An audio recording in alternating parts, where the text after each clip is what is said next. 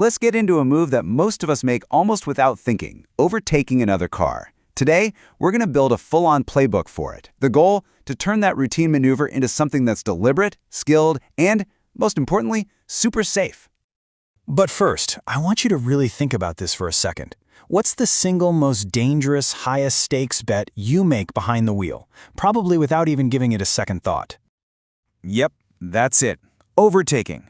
The statistics are pretty clear on this. Pulling out into the oncoming lane, even if it's just for a few seconds, is one of the most hazardous things we can do in a car. It's a move that demands razor-sharp judgment, perfect timing, and your total awareness. And if you want to understand why it's so risky, we have to talk about physics for a second. See, a head-on collision isn't just speed plus speed. The kinetic energy gets amplified a lot. Two cars hitting each other at 50 miles per hour is like one car slamming into a solid brick wall at 100. The force is just unbelievable. And that's exactly why every single time you decide to overtake, you're making a high-stakes bet. The consequences of getting it wrong are frankly catastrophic. So it's absolutely crucial that we understand why. What's really scary about this breakdown is that it's not just about that combined speed. Think about it. There's nowhere for all that energy to go. The cars just stop dead.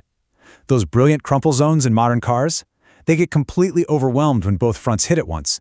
And that leads to this violent, sudden deceleration that causes devastating internal injuries. And in the worst cases, parts of the engine can actually get pushed right into the passenger cabin. It's a total system failure. Okay, so now that we're all on the same page about the stakes, let's talk about how to spot these dangers before they turn into a disaster. Because honestly, the biggest risks are usually the ones that are hiding in plain sight. So first up, we have what I call the phantom overtaker. And this is a genuinely terrifying situation. You check your mirror, looks clear, you start to pull out, and at that exact same moment, the car that was behind you does the same thing. Suddenly you're three wide. A quick glance in the mirror is not enough. You need a full mental sweep of your surroundings before you commit. And then there's this one, a really common illusion, the blind rise. You know what I'm talking about. That little crest in the road that looks totally clear, but it's just high enough to hide an entire car coming right at you. The trick here is to learn to read the landscape. Look for clues, like a line of trees or power poles that suddenly dip down and disappear. If you can't see the pavement all the way over the rise, you have to assume a car is there. No exceptions. And believe me, the list of hidden threats goes on. You always have to be scanning for hidden driveways or side roads where a car could just pop out. You have to be prepared for the car you're passing to suddenly decide to turn left without a signal. And you have to respect murky conditions. Not just fog, but dust or heavy rain can slash your sight distance to almost nothing. If visibility is bad, the pass is off. Period. All right, with all those dangers fresh in our minds, how do we actually overtake safely? We need a solution, right? A system? Well, here it is, a rock-solid, step-by-step playbook that you can use for every single pass you make. You can break down the perfect overtake into these 5 simple, absolutely non-negotiable steps. 1. Assess. Is the road ahead clear? Do you have enough space? And is it even legal to pass here? 2. Signal. Let everyone know what you're about to do and do it early. 3. Check. Use your mirrors and then, this is the part people forget, do a physical, over-the-shoulder look into your blind spot. 4. Execute. Be decisive, accelerate smoothly, and get past them. Don't just hang out in the oncoming lane. And finally, 5. Return. Signal again and only move back over when you can see the entire front of the car you just passed in your rearview mirror. Now, when we say enough space, what are we really talking about?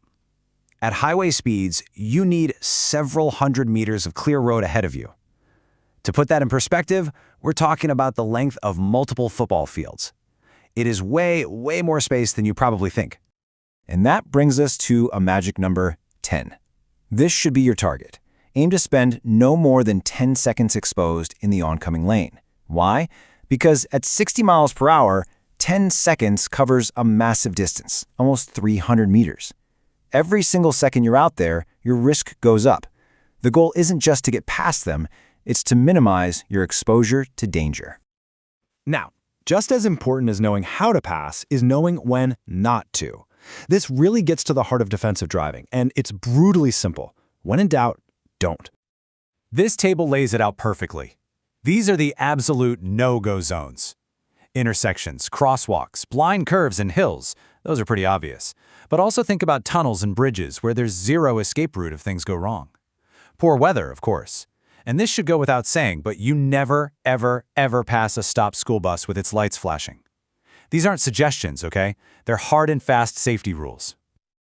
Okay, let's talk about passing on the right for a minute, because this causes a lot of confusion. The laws are different everywhere, and yeah, it might be technically legal on a big multi-lane highway, but here's the real takeaway. Don't get so hung up on what's technically legal. Focus on what's truly safe. Your guide should be clear visibility, tons of space, and being predictable, not just what the rulebook says. So far, this has all been about what to do when you're the one passing. But safe driving is a team sport. So let's flip the script. What's your job when someone is trying to pass you? Because what you do in that moment is just as important. So I'm going to ask you again, when you see that car pulling out into the oncoming lane to get around you, what is the single most important, absolute golden rule you need to follow? This is it. This is the golden rule, and it's amazing how many people get this wrong, usually because of ego. Do not accelerate. That little competitive urge to speed up is the absolute worst thing you can possibly do. You're not just being a jerk. You are actively creating a deadly situation by trapping that other driver in the wrong lane for way too long. Instead, you want to be predictable. Be cooperative. Just maintain your speed and hold your line. If it's safe, you can even help them out by moving a little to the right in your lane to give them more room. And hey, if you see they're cutting it a little close, you can be a real hero by just gently easing off the gas to let them get back in safely. So as we wrap this up, it's pretty clear that something as seemingly simple as passing another car is actually this complex dance of physics, judgment, and awareness. And that kind of leaves us with one final thought, doesn't it? If we can so easily underestimate the risks of this common maneuver, what other everyday actions in our lives are we just taking for granted? What other risks might be hiding in plain sight? Something to think about. Please like, subscribe, and get notified.